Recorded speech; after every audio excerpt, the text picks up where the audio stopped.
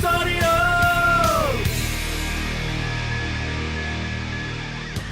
Welcome to the Big Week in Gaming podcast. And what do you know? It's been a big week in gaming. I'm into golf for episode 59 on Sunday, the 7th of November, 2021. As always, I'm joined by Mike. Hello, everyone. And Swinny. Hello. In this week's show, we'll be discussing Blizzard's woes continue with huge game delays. What's the future of Super Smash Bros. Series? Impressions of the biggest game of next week, Forza Horizon 5, and our review of the Australian quirky Unpacking simulator game, Unpacking. As always, if you want to support the show, jump on the socials, follow us, subscribe, like, pay us money, go on Patreon, demand a Patreon that we don't have. All the links, it's very easy. Just go to bigwigpod.com. You can check the descriptions for the links. You can jump on there and come and support us. Say hi. And Swinny, you've got some really key news in the intro. Yes, so no, it's not me hyping my Chemco tier list like you probably thought. Oh, I actually thought it would be that. Although I will maybe give a bit of an update later when we talk about the games we've been playing this week. I genuinely thought that's what it was. No, I just wanted to say that last week during our Facebook meta segment, you made a joke into God that you thought that they may rename the company to The. And I laughed, I'm like, chuckle. And then 6 days later, I finally got the joke. Oh. And I'm like, because the clip went live, and then I listened to that was like right at the beginning. I'm like, oh my god! Now I get it because they used to be called The Facebook. You're worse than you're like Joe Jives. So our friend Joe, whose favorite film of all time is Dumb and Dumber. And is that really his favorite film of all time? I think it's his favorite film. Yeah. So he's watched it many times, many times. Sure. Anyway, about I don't know. He was in his mid-20s or something, reaching his 30s. And he's driving down the highway and he sees an ad for Samsonite. And finally he goes, oh, Samsonite! I was way off! The joke finally made sense after like 15 years or something, or 20 years of him seeing that movie. That's like me watching Red Dwarf as a kid, which I loved. But there's so many jokes that until I watched it later as an adult, I'm like, now I get why that's so funny. You know? There's a lot of perils of being a parent, but one of the coolest things actually, it's almost like going through all of popular media again with the kid, like on an age appropriate basis, obviously, but you start to watch things and I'm like, oh, I didn't really understand that. Even in a Disney movie, it's like the little kind of nudge, wink, all that kind of stuff, especially in The Simpsons. Oh my God, there's so much, so many jokes. It feels like it's taken to my ripe old age to actually understand. So one of my favorite, go. No, I was just saying, talking about cartoons, like, there's a Reddit thread that's something like shower thoughts or something like that. And I think I read something that's like, when just the Lion King movie, just the first movie, I don't know about the others, it's like you don't actually know what time period the Lion King is set in. Oh, I love that. That's a good shower thought. That's good. All right, hey, before we get into what we've been playing this week, I wanted to ask you a question because my wife gave me an answer that kind of blew me away. I read this stat in the newspaper about 5 inches, but it's thick. Sorry, go on. That Zoomers, so folks who grew up not seeing September 11 but growing up in the aftermath, so like 20-year-olds, that they were asked the question, how much money would you have to be paid so you don't have a phone? So maybe you have a dumb phone but you don't have a smartphone for the rest of your life, right? Now I want to ask you guys, what's your number? And I'll say what the average number is, and I'll say what my wife said. Okay. So maybe with you, Swinny, because I think you will be the lowest. So can you have anything like a tablet? No, but you can't have a tablet using it like as if it's a phone. So no, I'm saying, like, do you have an equivalent that you could take around with you to like browse internet? Let's say no. Okay. Yeah. So you can have a laptop, you have a desktop, and the dumb phone. Life, the tricky part with that is you just don't know how much more important a smartphone is going to get. Sure. More and more. But I don't think they'll ever force anyone to mandatorily have a smartphone. Like in Australia, we have these crazy rules. You have to check into every place. Not that I'm skipping doing that, but... the rest of my life, it'd have to be, I don't know. How much money? I don't know, 10 mil? 10 mil. Oh, okay. Okay. That's way higher than I thought you would be, to be honest. Because Wow. I think out of everyone I know, I think you would get rid of it the easiest if you had a dumb phone.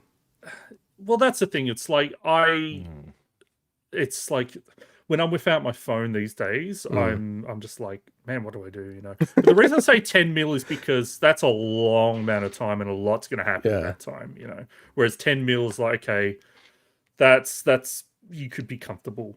You know, Oh yeah, for sure. with that, so. Definitely. How about you, Mike? So, for those who are watching this on the internet, not listening to it, watching this, this is what my old phone looks like. It's in a million pieces. I literally took it apart in as many pieces as I wanted. What happened a few days ago? Well, what has it been? It's been about a week now. No, I gotta tell you guys this because it's part of the answer. Yeah, I will I'll let answer you- your I'll let question you run. in a roundabout kind of way.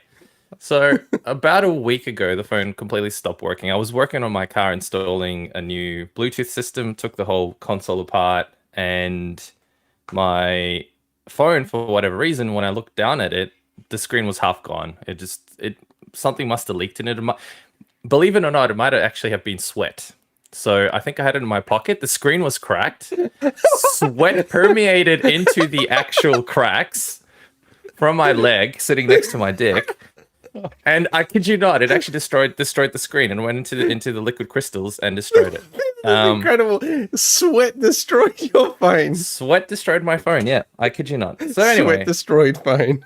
yep, sweat Jesus. destroyed phone. So I mean, I'm writing it down. I know. This thing was well and truly properly used, as you can probably see in this. It's completely Sure. smashed. Anyway, it's all smashed up. I remember, he showed us a video in our Super private smashed. chat and it was So- all screwed up. Now, the reason why I mentioned that isn't to talk about my broken phone, because no one gives a shit about that. It's the fact that in the transition period where I couldn't really use that phone properly, I couldn't go and do anything. I couldn't really use the screen properly. The only thing I could do is pretty much plug it into my computer, somehow manage to use the touchscreen to unlock it, and sufficient just to be able to download all my photos of my cat, of which there were about 10,000, I shit you not. And then moving on to a new phone and not having all the stuff set up. So I didn't have Signal, for example, for a while. Didn't have WhatsApp anymore. Didn't have any of those messaging systems. Man, it felt fucking awesome.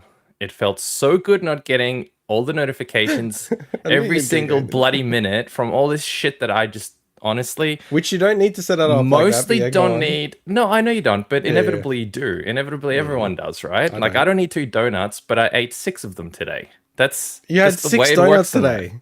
I did. Wait, hang on. You had, what size The donuts are we talking ones. about? These Little are the ones. Daniel ones. What's that? I don't know what that is. like the proper freaking full size donuts, man. Dude, They're like, okay. Have you had them? They're like that big. I've never heard of Daniel Donut. I'm sure Yes. that makes me stupid and wrong. Daniel's doesn't. Donuts. I have It's never new. heard of Daniel You guys Donut. have to check it out. I've never heard this. Number 2, half of the audience is from the US, right? So it's like you're talking about a super regional, like even if for Australia, it's a Well, regional no, I don't thing. know. I think it's a chain thing. It's not. It's Yeah, not but just like, a it's not one-off an thing. international chain. But anyway, 6 full Probably size not. donuts. Okay, full-size maybe it was donuts. 5, but around there, yeah. it was a Jesus, lot dude, of that's donuts. a lot, dude. No offense. And by the way, these are amazing. And I'm a fat they bastard. shit all over Krispy Like- Kremes. Okay. I'm turning into a fat bastard too. Yeah. Anyway, donuts have nothing to do with the story.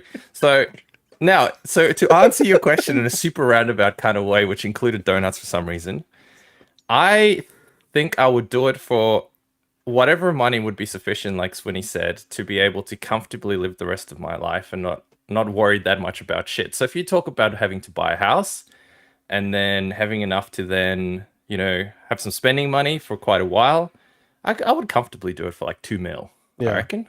Yeah. Yeah, so because I'm like- honestly, I don't give a shit. I could probably give it up tomorrow and I'd be happier than I am now not having it. Which could, I think in your case, because you lack a lot of self-control, that's very true. Totally like That's very self-control, true. You know he'd use that 2 mil to buy phones. No, I wouldn't. He'd break You his wouldn't own- know, but he wouldn't be he'd allowed. break You his wouldn't be own- allowed. He'd break his own just like our New Year's resolution. You wouldn't be allowed to do that though. That wouldn't be part. Then you'd lose your money. You'd lose. This is. What you would do, This you is would say, imaginary rules. It's just like, can you guys buy me a phone for my birthday? Ah, Yeah, loophole. Yeah. That's true. Oh, I need a phone No, for no. the podcast. I need a phone for work. Okay. I got one even better, Sweeney. You get enough money that he could hire someone to hang around with him all the time who has a phone. And he can instruct, okay, Google this type of porn for me. All right, hold the phone right there. No, a bit down. A bit, oh, that's it. Yeah, That's the spot. Hold it Yeah. steady. He'll get himself a PA just for this. Well, my answer is probably about similar to you, I reckon. 2 to 3 mil, I reckon. Yeah. 10 mil is like shocking to me, Sweeney, that you said that.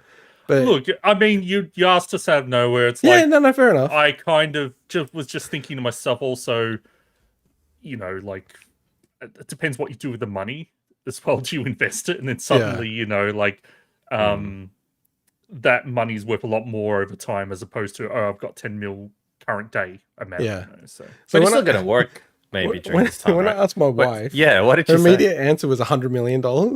I'm like, Wow. wait. So if they said $50 million, you'd say no. And she goes, no way. I'm like, $50 million. Like, Really? And then I think she didn't really understand. Even though I said you can have a dumb phone, she's like, oh, but, you know, because I can't text anyone. I'm like, you know, you can text on a dumb phone. You can call and text on those phones. You just can't browse the internet and stuff like that. So then she came down to 20 million. So it actually shows how much she values compromise, texting isn't it? at $80 million for the rest of her life. So no. Wow. Anyway, you know, the generation after millennials, it was like $5 million was the average. And I think 1 in 5 said they will lose a finger to keep their phone. Wow. that's that's not happening. It better not be the thumb or a practical finger you actually need for texting. That's true. And to Take my maintain our video game rating in the Apple podcast categories, we do need to move to what games we've been playing. Oh, yeah. So we will go to our opening segment, which is what we've been playing this week. So Mike, what have you been playing this week? All right. So I played, same game as you played, a little indie gem Aussie made indie by gem. Aussie developers Sorry, you were about to say that. from Brisbane called Unpacking. I'm not going to talk more about it because we're going to do a segment on it, but we have thoughts, many thoughts. You finished the game, both of us? We did. I've contacted the devs, so there's You a little... have? Yeah, they came Awesome. back to me, so I had a little conversation with them. You know, a little bit of a, you know, hype for the end of the show. Skip ahead. Fantastic. Awesome. Cool. There's time Well, codes. I finished it twice nearly, so Oh. if that's anything to say. And the other little game, it's a bit more obscure, I think, than Unpacking. Not as many people, I think, are aware of this one. Is Horizon 5. So Horizon 5, okay. what's Man, a Horizon 5? They've made Yeah. 4 sequels to Horizon Zero Dawn. They did. They did. So Horrible joke.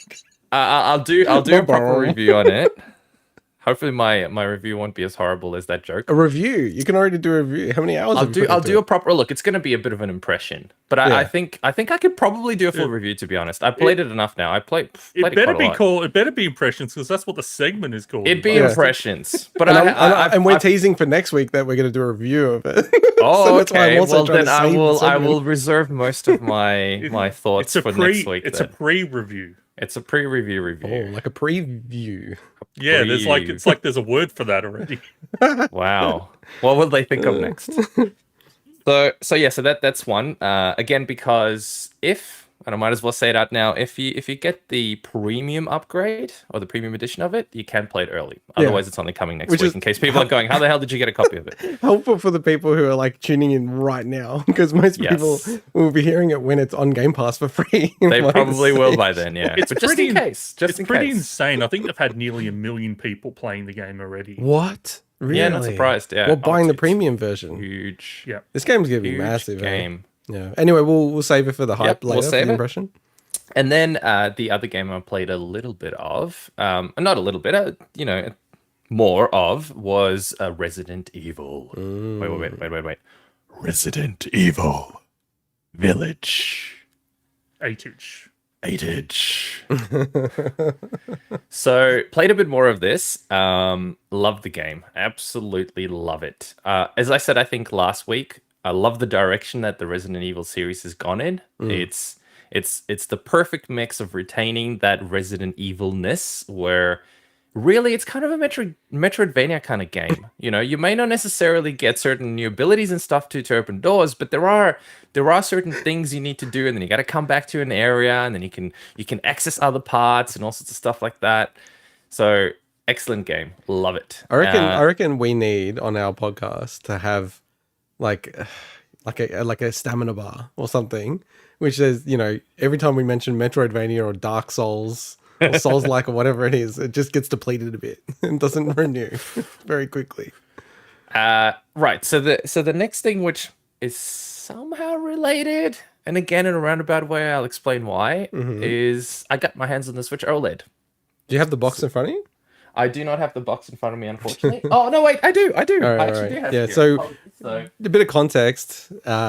Sweeney and I knew that Mike was going to get the Switch OLED, even though he stated, and you know, maybe I could do like a smash cut right now, that you're not going to get one. I don't need and then you ended up buying one like straight away. it is inevitable. So yes, I ended up with the Switch OLED because they had an eBay sale, and it's not that I want to Switch OLED. I want to save money by spending money, basically.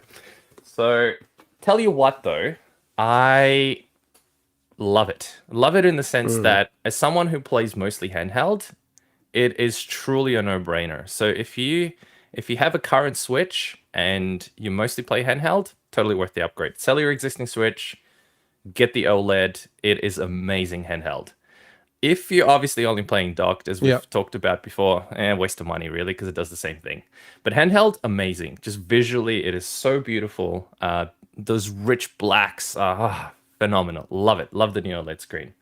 The only thing I didn't love is the 3 screen protectors I had to go through till one of them actually worked properly, and that had nothing to do with me. What happened? So I bought an original pack of 2 screen protectors. The first one had a little. It's from Amazon. Let's call these brands out so people can avoid it. Man, I do not. I'd have to go look at the brands. Unfortunately, I think I got in a little late, which means all the good brands were sold out. Yeah, so I got AM Film. It's too bad we're not in the same city anymore. I have AM Film as well. So oh, you didn't like it?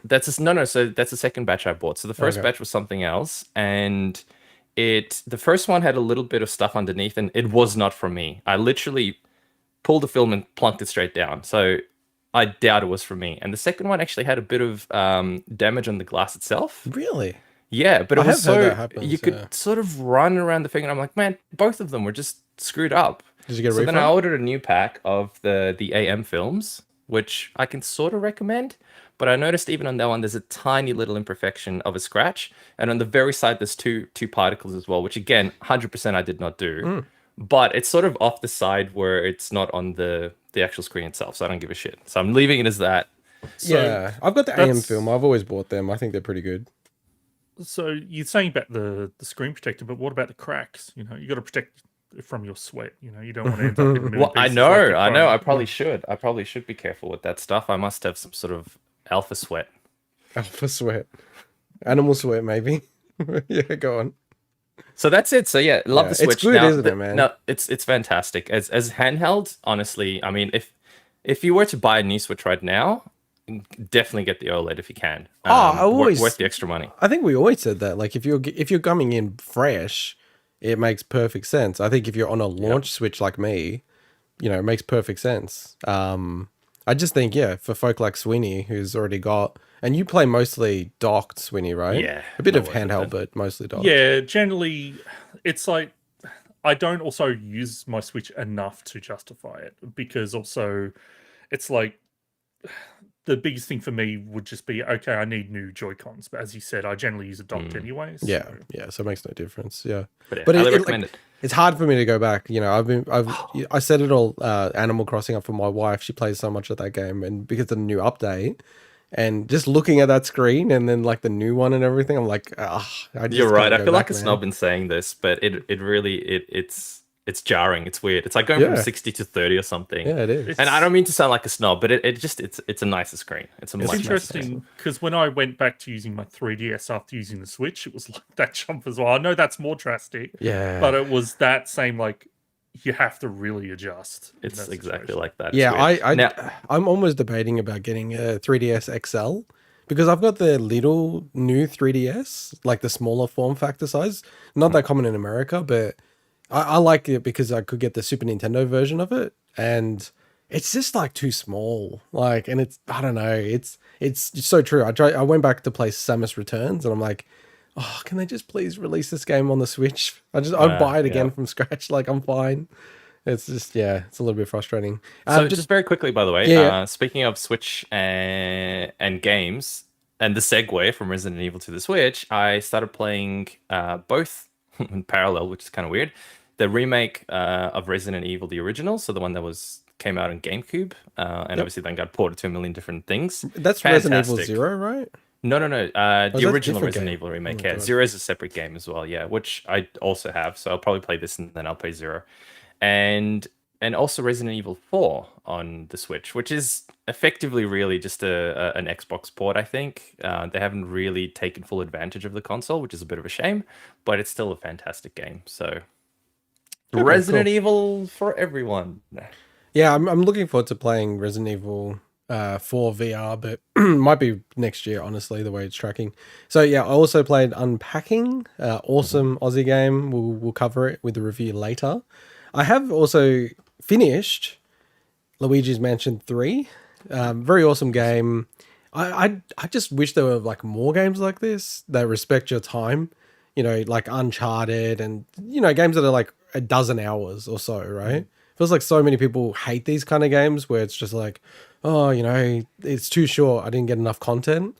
Awesome puzzles, like really, really enjoyed it. You know, quite challenging at times. I read a lot of people would jump online actually to solve some of them because they just couldn't work it out. Like they really use all of the different mechanics that you have in the game. I thought the third act was probably a little bit weak, but you know, honestly, in a game, you know, if the third act's the worst, probably, you know, what is it? Not even half of the people will get up there anyway. But yeah, like it's a very solid game. You know, it's like a 7 to 8 out of 10. I've really recommend it if you have kids. Like very fun game and cartoony. The other one is that I just started playing this week because the expansion, so the second part of the DLC is out, is Hyrule Warriors Age of Calamity. And man, I love this game. Like I kind of personally hate the term guilty pleasure, but it is that kind of guilty pleasure where it's just like, it's just a fun, rompy game that's stupid and, you know, you do dumb combos and you're killing thousands of enemies each level, but it's just a very fun game loop. Like it's kind of not the same, but similar to Monster Hunter where you just, if you enjoy the game loop, it's just, you know, heaps of content. The thing though that it's quite funny is like the story in this game is just not better, but it's just more detailed than Breath of the Wild, which is kind of hilarious. And also, the weapons don't break, so maybe this would be your favorite game, Swinny. I've always wanted to try the Hyrule Warriors games, but again, as you said, it's just, you know, you've said it before, you know, the performance aspects, but also just Can I just pause you on that for a second, just because it's pertinent? Because I wanted to raise it, so it's good timing. I actually like. It's really weird. I don't know what the hell's going on. Like when I played it when it came out, I was like, damn, this game is like so like choppy. I don't know if they've done patches and stuff, but or like maybe like this is gonna be weird. I don't know if this is possible, but maybe my Switch, because I got it on day one, was starting to get like laggy or something, right? And I'm thinking, man, like maybe that was a contributing factor to it. Because I was playing this and I'm like, this is not too bad. Like there's some slowdown every now and then, but it's totally, it's actually almost as much slowdown as Breath of the Wild. I was like, oh, okay, this is really weird. So I just wanted to mention that because I did have huge issues with that. And I'm so glad I went back to it now. Does it run better on the new processor? Sorry, Swinny. No, they just extend the battery life. The biggest thing for me is just there's just too many games to Yes. play. Like I still haven't played through Xenoblade Chronicles, you know. Yeah. Like I've had that sitting on a Switch installed for like a year and a half, and I'm just like, at some point I'll get back and get past the first like 2 hours of that game, you know, and then just too many games. And I keep buying more. Yeah, this is not a 10 out of 10 game, right? This is like a solid 7 out of 10. But I think because I played, you know, a few hard games, then Luigi's Mansion, which was like so many puzzles the whole way through, it was like no relaxation almost. It's actually almost relaxing playing this game. It's just a bit of fun. The other ones, I installed It Takes Two because that came to Game Pass. I might try to play that with my wife or Mike, whoever gets in play it. first. Oh, So, I've heard that is a testing game for really? relationships. Okay, maybe I'll wait Mm. then. Just flagging that. All I've right. heard that from multiple people. All right, I'm maybe I'll sure wait it's then. fun to play. Maybe play it with me. Yeah, I'll play It's with you, also- Mike. Yeah, let's just The say themes, right? the themes of the That's- game as well. Yeah, So, okay. I'm gonna skip yes, it then. yes. I'm gonna skip it. We'll play it together, Mike. Maybe we'll stream Okay. it. Do you want to stream it? Do you want to commit to that? Yeah, I reckon we should stream it. All right, done. Might Other things, and we'll chat more about it next week. And I always butcher this guy's name, but we did a feature on Cruel World like 3 or 4 months ago, and the dev of Cruel World, Droken. Do you reckon that's how to say it? Droken? I think so, yeah. I don't know. It's a Well, Q and let's an E. ask. It's always hard, right? At some point, Please let us hopefully- know if it's not yes. correct. Yeah, I'll ask him how to phonetically say it. But he spent October making a brand new game each day, making a complete mockery of That's Mike sick. and my, New Year's You guys can't even resolution. make one in 365 days. Yeah, we said I'll do we one want to every make day. one game in 365 days, and he's made one game per day in October. So I've played, I don't know, like 4 of the days, and yeah, like I think we're all going to play through those games. We'll cover it next week. It's really cool. I'm really excited to see how you guys see it. And I have been going long, but Elden Ring. So we had a gameplay trailer. You watched it? You will notice that we have not got it in our stories because we're trying to go blind on a bit. Did I watch it, boys? Should I I reckon he did. tell you all the things that happened in this? No. Wait, I got headphones on. Well, La, la, la, la, should, la, la, should la. we quickly go around and confirm who has and hasn't? Okay, yeah, watched Swinny, have you watched this gameplay trailer? I've watched someone else watch it. So you've What? watched it? Maybe. Oh I've watched shit! someone else watch it.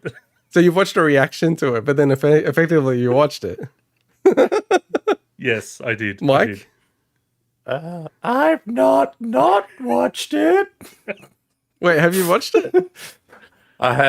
I watched bits and pieces of Yeah. it. I didn't watch it. I would. So so I had wait, it can I running. just say? Well, I'll give him my answer and I'll Yeah. throw it back to you. I thought, shit, I'll not take one for the team, but I'm like, I've been bad. I've actually skipped through and watched bits Wow. of it. So we've all fucking watched it to some degree. And we all said we're gonna go blind on it. To be fair, I haven't really watched it properly. We should have I had streamed it it. running just to listen to the commentary while playing, and I kind of took small glimpses at it, but really small glimpses because I didn't want to know anything. I kind of just wanted to hear what the guy was saying. So I don't know the areas. I don't know any of the stuff. Yeah, and I ordered it from Amazon. You guys, what did you guys do? Thanks to Intergot, who was flagging it with us, I got myself the collector's edition. Yes, Really? Not the one big fancy one with the helmet. Well, we don't have that in Australia. Yeah. And I got that from EB Games because JB Hi-Fi, the stupidity, the fact that you pre-order from them, but it's only delivery. So Yeah, unless that's you so plan on annoying. buying a separate version of the game to play on release, I you're would not never do gonna- that. you're not going to be able to. You get that from JB. You're not going to be able to play that game until like a week later, maybe more, given Australia Post's current turnaround time. And then think about And the it's Metroid Christmas. Dread spoilers Oh that no, you it'll already be had, post right? Christmas. Sorry. It'll Like, be Yeah, who knows what kind of spoilers you 10 can Yeah, days get. or the- something yeah, took you to get that. So what are you guys going to do? Because this does happen, unfortunately, where collector's editions are super late. Like, what are I'm you buying going to another do? copy, so I don't give a shit. Oh, you've bought another copy? I'm going to buy an actual Oh, okay. single standalone copy. I'm actually considering it as well, but I love you do guys.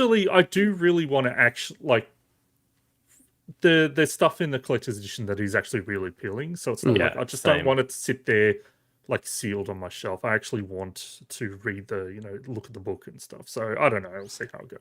I mean, like, yeah, Miyazaki, he's been on a roll, right, with these games. So, yeah, Yeah, like, but it feels like a safe So bet. were City Project Red. they So, went on a roll. They made one Well- game that was a AAA mega hit. Yeah, but it was a series, as in one. that's and one game, Two that's was not a amazing, trend. and then 3 was amazing, No. and then You guys are off your rock. man. the original Witcher was fantastic. Witcher 2 was a masterpiece, and Sure, Witcher 3 was but just amazing. they're not AAA mega hits. Only The Witcher 3 was a AAA mega hit. Anyway, Anyway. I agree that like From is also very different. From is a much bigger legacy in terms honestly, like all the Armored Core series. Yeah, they've and made all like that 40 stuff, yeah. games. Yeah. So Yeah. No, But it's it is exciting. overpriced, We're both especially in excited. Australia, by the way, in terms of the cost. It's like it comes up to like $380 or something Oh, the collector's edition. for the collectors, which is a lot more because it's only £160. And I want to throw to Swinny, but I do see that you don't have Metroid Dread here. I do have Metro Dread here. It's right on the shelf. You idiot. I'm saying in the run sheet. At some point I might talk about that game. Have you played it? I have. I'm fanging to hear your... Dude, you know, I shall share my thoughts Screw the audience. I want to know. once I am comfortable that I have played enough of the game. You've tasted, you've smelt the game. What I actually want to call out today is that I've brought back the Duke Nukem cap. With Yeah, it's not big enough for the video, I think. Yeah, so Duke Nukem Forever, you know, the best game of 2011. Oh yeah, 10-year anniversary. And it's got the bottle opener on the edge. And that is cool. I thought I might actually attempt to. I'm not going to drink it on air, so this should be good. I've got a bottle of Peroni here, and it is not a twist top. So I'm going to attempt. Okay, here we go. I'm going to do it a little away. I'm going to do it a little way from the mic, just so it doesn't like go and destroy all my audio-visual equipment. At least it's not sweat. Oh no, go to your side. Go to the side. We can't see. We can't see. All right. Yeah, go to the middle because I can't focus on you. I just have to be able to hook it. Wow, this seems so practical. All right, Yeah, go do it. Do it. Did it work? Wait, it kind of popped it. Wait, rotate it a bit. Let me try it again. Do it again. All right, wait. Wow, this that is a hat horrible. is as trashy as the game. I think it's intended to take the hat off, not like stupidly. It's unacceptable taking the hat off. Right. Yeah. All right. Last try. Yeah. Last try. Give it a good one. Give it a good one. That's Give it a good one. Metal bit. Yay! There we go. And I've got myself a little like ice bucket that's like a mug with ice in it. That's a good idea. I like that. Where'd the lid go? I was going to put it. Man, now Anyway, I'm thirsty. whatever. Hey, you need the Series X mini fridge when it comes out in Australia. Yeah, that's going to be scalped the hell. It was I'll already get my bots on it. sculpted. I'll get my bots on it. Now it smells like 100%. beer all around me. That's not great. Yes, just then it smelled like beer, not before. Yeah, lucky we're doing an audio-visual podcast, so there's no smell. Actually, talking about like cans and bottles.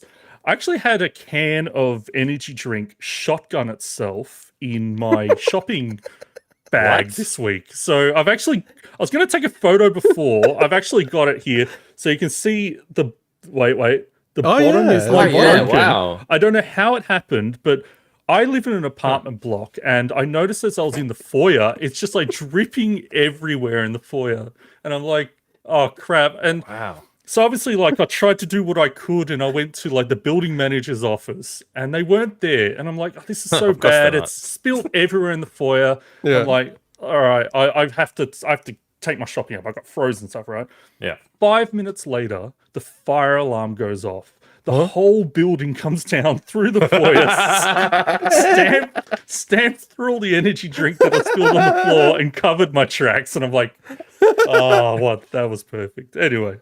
I have to say, it'd be funny but not funny if someone actually slipped and broke something. I had to say, I'm like, I was always an asshole, like in any apartment block I ever lived in, right? I always had issues, right? And there was one time I locked my bike on like a stair rack or something, and I was walking back up, and the guy was like running the apartment block or whatever. He's just like frustrated, so he's just looking at anyone to complain to, right? And it's like, oh, look at this, some assholes lock their bike onto the stairway, and I'm like, well, I can't say it's my bike now, right? And he goes, too bad for this prick, I'm gonna cut it off right now. And I was thinking, shit, like, I don't want you to cut my expensive lock, right? So he's trying to cut it, and I've got like this insane New York forget about it lock, right? And he's trying to cut it, and he can't cut it, right? He's like, oh, F this, I'm gonna go get my power tools, I've got a pneumatic one to cut it. I'm like, shit, what? Like, and I was planning it out, I'm like, he's gonna go off and get it. Should I try to unlock this and get it away? Oh, I thought you were gonna kill him. No, that would have been a better solution. All right, anyway. Video games. So actually, I've been growing my PS4 collection. So today I picked up some cheap pre-owned copies. I got myself a Last of Us remastered. Question: You don't there. actually have a PS4 though. You only have a PS5, right? Correct, but Okay. I knew for a while that No, the it's most things I'll be using it for is actually playing PS4 games. Yeah. Um, Perfectly and plays them. I got myself the game that everyone still talks about, which is The Order Ah, the 1886. Order. That's not So- that bad. I So have you heard people talked talk about it. before. You talked Yeah. before and got about games like length of games. Like this is the game that's meant to be like 6 hours long or Nice. something. So Perfect. It's actually anyway. not that bad. I played it. It's good. All right. What I've been playing this week. So I played a lot more of Underhero. I'm not going to talk too much about it because I went into it last week, but I'll just say that it's cool battle system, which was like stamina management, but then like punch out style dodging. Actually got even cooler as it unlocked more of the stuff. So it actually adds a rhythm element to it as well. So if you time you don't have to, but if you time your hits to like the music in the background, you get critical hits. So it's like all this stuff combined, really, really cool battle system. But I mentioned last week that it's like a platformer RPG, and that actually extends to the bosses as well. So you have bosses where you're dodging attacks like like your Ender Lilies or Symphony Knight like style, but then you approach them when they like get tired, and you actually enter a little limited turn-based section, and then they go away and you have to dodge them again. I don't think I've ever played a game that's mixed the two like that. It's really, really cool. The last thing I'll say is that it is very much a platformer in the sense that like you're dodging spike traps, you're climbing vines, and unfortunately the controls are just wonky enough where it just doesn't feel right. So as a platformer, I don't think it's very strong, but as a game in general, I think it's really, really fun. So the next game I've been playing is, surprise, surprise, the latest Kemco RPG release. Oh, God. They swerved me. I thought the next one wasn't until the start of December. What And a then- plot twist! I did not see that coming. And then I check and I'm like, wait, Ghost Sync came out yesterday? What the hell? So wait, was this the one that was meant to come out in December? I don't. Well, the thing is, right? The Kemco. I'm The deep Chem, in this stuff. the Chem community. That's what it's called. The Chem community. I've signed up to the Kemco mailing list, by the way. God. I actually had to email them to get added to the list. It was really weird. I don't know why. Surprised you didn't have to write a letter. Anyway, it's Dear sir / madam. it must be a Japanese process or something. But anyway, their TGS site had this game. The next game is December, and everything got moved up a month. I'm like, God, they swerved me. But anyway, So that means you can do your tier list earlier. but then there's also December. Oh, there's going to be a December game. Okay. Yes, of course. Jesus There's gonna be. Christ. It but is basically, amazing how quickly they crank these games out, man. the thing is, right, this game came out like in February on mobile and came out first on Xbox this month. Hasn't come out in PlayStation or Switch yet. And I'm like, man, those Swinny dollars are getting them to release it on Xbox early. They're seeing these crazy bastard buying all the DLC. Number one client, baby. And this one looks interesting. It's about a girl and a dog. Yes, so that dog And a ghost boy. that dog is possessed by some ghost dude, and it leads to some really weird moments where like the girls that don't know that there's like a female party member that doesn't know it's a ghost dude inside the dog. And so, like, when she goes to pat the dog, it's just, like, really inappropriate. Anyway. Well, I was going to say, yeah, what if a romance blossoms between the guy and the girl? I don't know. We'll see if it goes there. But anyway, this is an this is an Please. EXE Create game. It's actually pretty fun so far. It's one of their better ones. So yeah, I'll when I wrap this one up, this will be my 35th Kemco RPG. What? What did you say? My 35th Kemco completion. I hope on they send Xbox. you a plaque or something, or I don't know.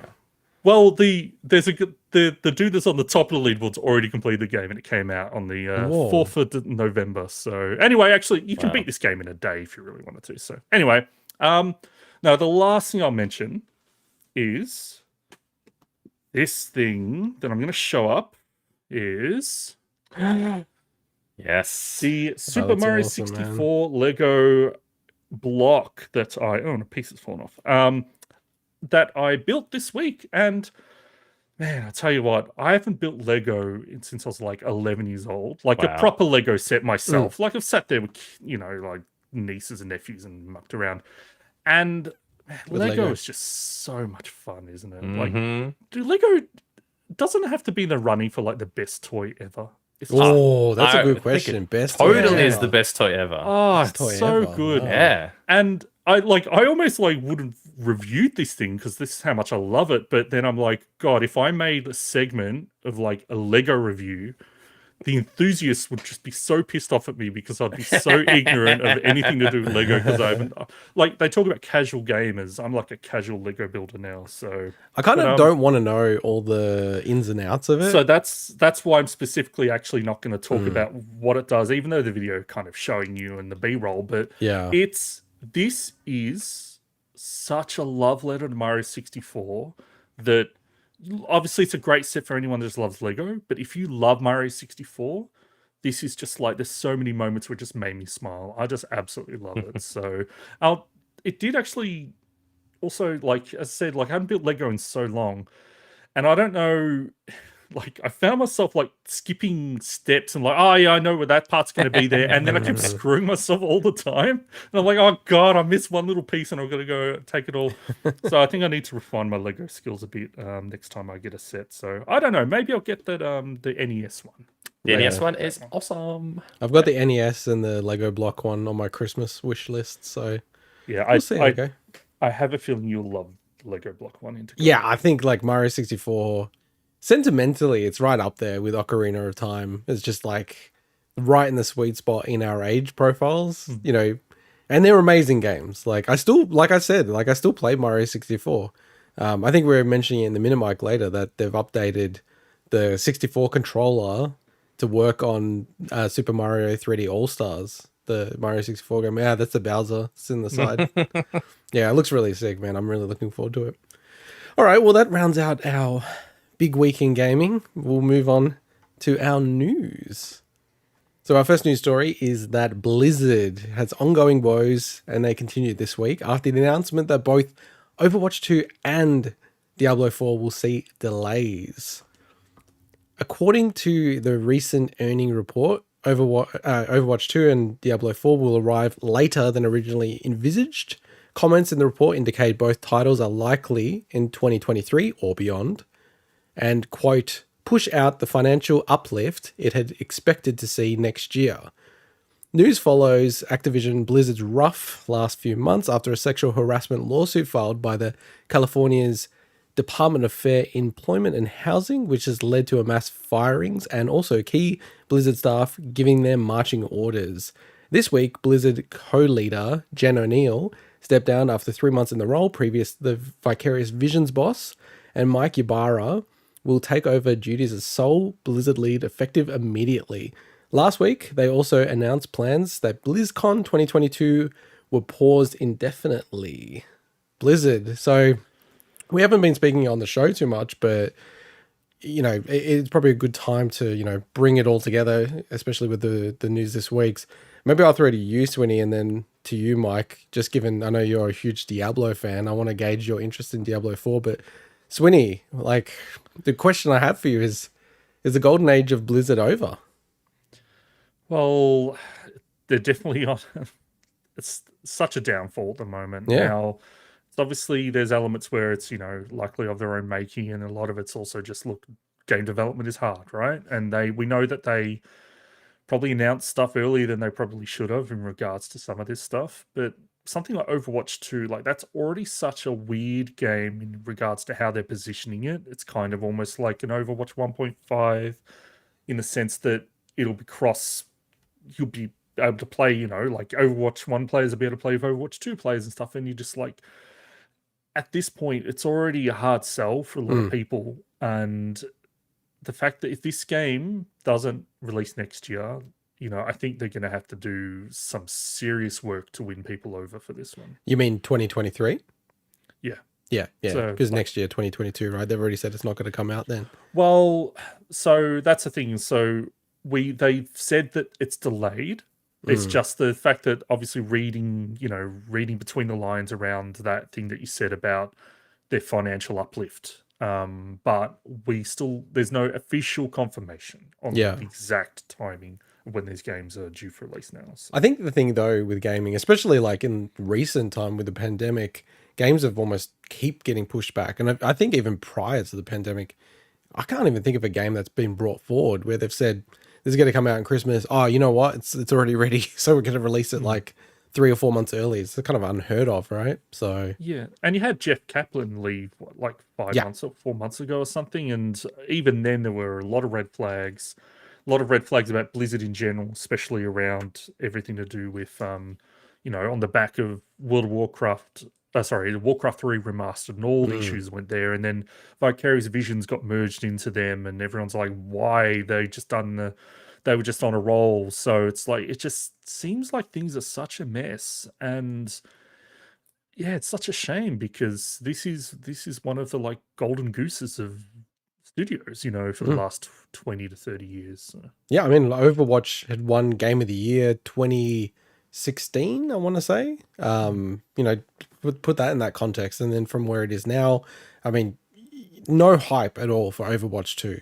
Like, I think you've captured that perfectly. And then Diablo 2 Resurrected, which I think we were all really excited about, but there's just no hype. No one's talking about that game at all. And I want to throw to you, Mike, as the biggest Diablo fan among us, and like a huge Diablo fan in general. What are your thoughts on the studio and the Diablo 4 in particular? So I like to probably say an ex-Diablo fan, Whoa. if that makes sense. What do you mean? I was huge. I was huge in Diablo. So I played Diablo. I played the demo of Diablo when I first got my hands on it to death. That and Fallout, I played it over and over and over again. And then when the game finally came out, and I had a computer that could play it properly, it was amazing. I love that game to bits. And I even remember drawing characters as a kid related to the game, just sketching it out, because the manual that it came with had some really cool. It had the 3 characters, really cool and stylized and stuff, and I loved just drawing that kind of stuff. But that was back then, and sort of to answer your question about is Blizzard still Blizzard in that way, and I don't think it really is the same company, and I think a company is ultimately the people that are in it, not just the product that they make, because obviously the product that gets made is made by the people that work there, and I think it's changed quite a bit, for better or worse. I'm not going to go into those details. I just definitely don't think it's the same studio. And likewise, it's like BioWare. What happened with BioWare? It's a completely different thing now. The name remains the same, but I think the people that are still there and the ideas behind it have changed, and it's not the same BioWare that we grew up on with the same kind of games that they used to make. And I think it's the same with Blizzard. So, am I looking forward to Diablo 4? Absolutely. I'm looking forward to playing the experience. I'm absolutely not looking forward to getting into the grind in the multiplayer, which is why I don't play Overwatch either. But I absolutely think it's a game that would be fantastic to play. I do look forward to seeing what the next installment brings. I just don't think Blizzard has the same. I don't even know how to put it.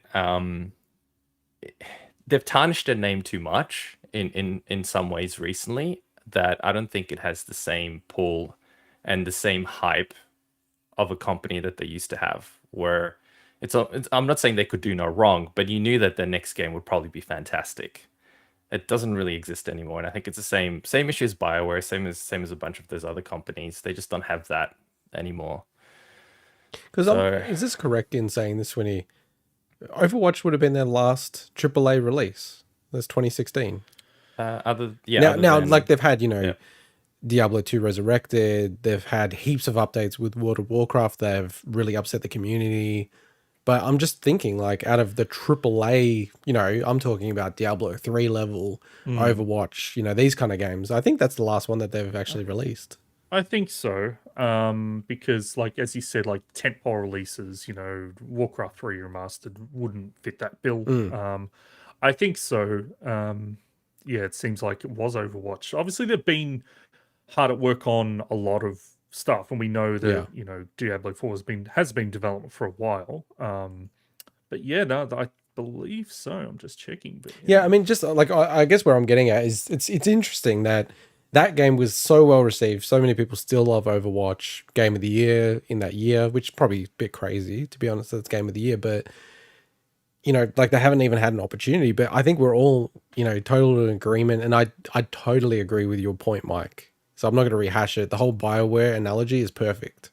I think the magic is out of that studio when you look at the key folk who have left, and it's kind of been ripped apart by the, the sexual harassment lawsuit that's happening. That's not going to be resolved for like 2 to 3 years potentially. Like, and that's just rips the culture apart. It totally rips the culture apart. Yeah.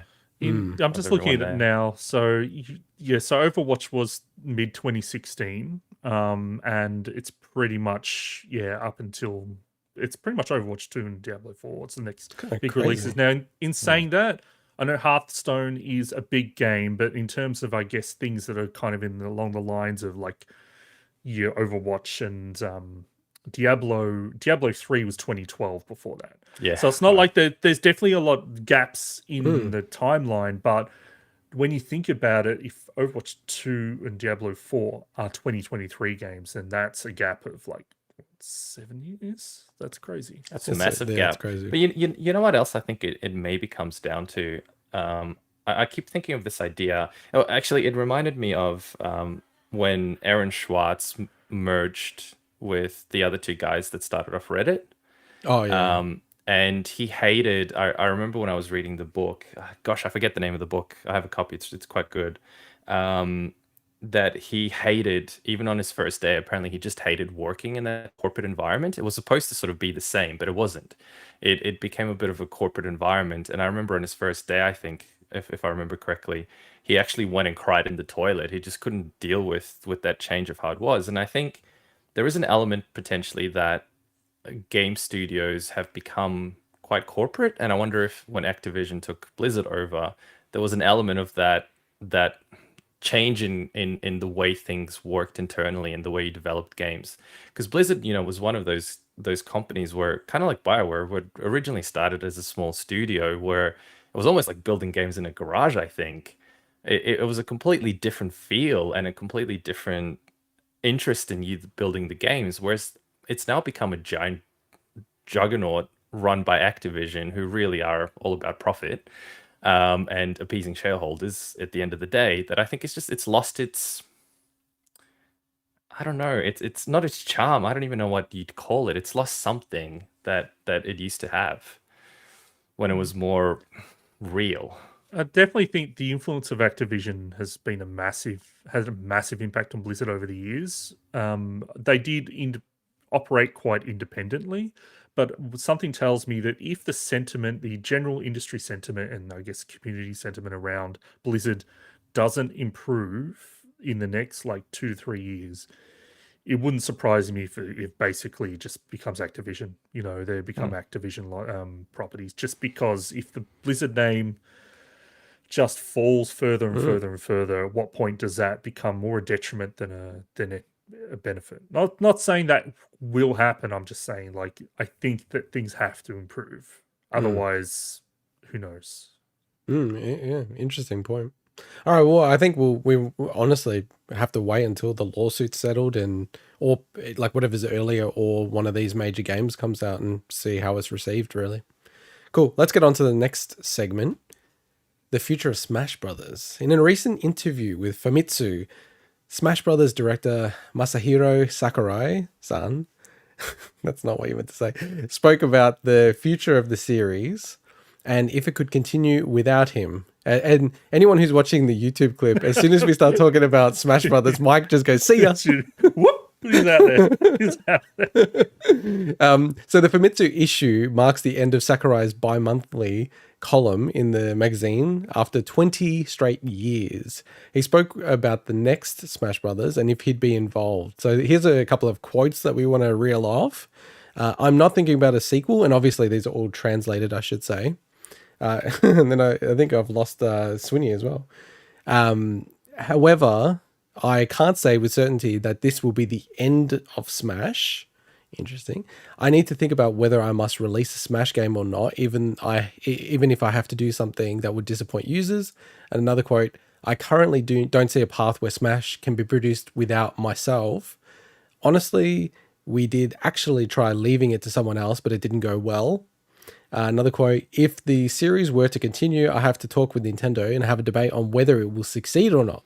I must think about this topic seriously, end quote. He also said he wanted to conceal himself for a while. Conceal himself? Is that right? Conceal himself? That's remember, like a lot of this stuff has been translated, Yeah. from Japanese. So. And not able to say anything he's working on next. He said he may be better if people forget about him. So, yeah, like we should, number one, ground the context that, you know, it is a translation. And, we've been following this stuff forever before the podcast, right? We're nerds on this kind of stuff. And there does seem to be a lot of issues, especially with Japanese and English. Partly, I think also the culture is quite different.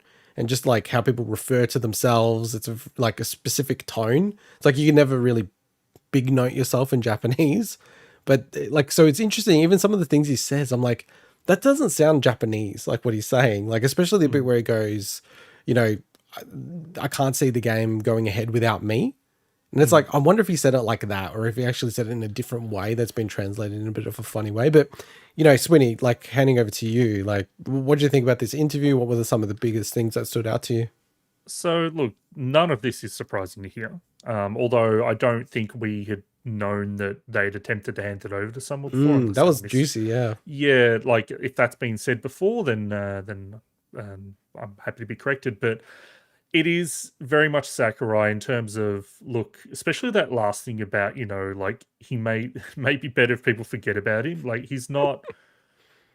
I honestly think he's honest about not wanting to be in the spotlight. Yeah. As much as obviously he's the face of Smash and he does the presentations, even that has come out, you know, as part of his this column about, you know, why they're doing those presentations. It's simply because, you know, like it's just a better way to, I guess, present the information. And I think the Joker trailer, that they spent a lot of money on some of that stuff, and they decided to just do presentations to really get that information across.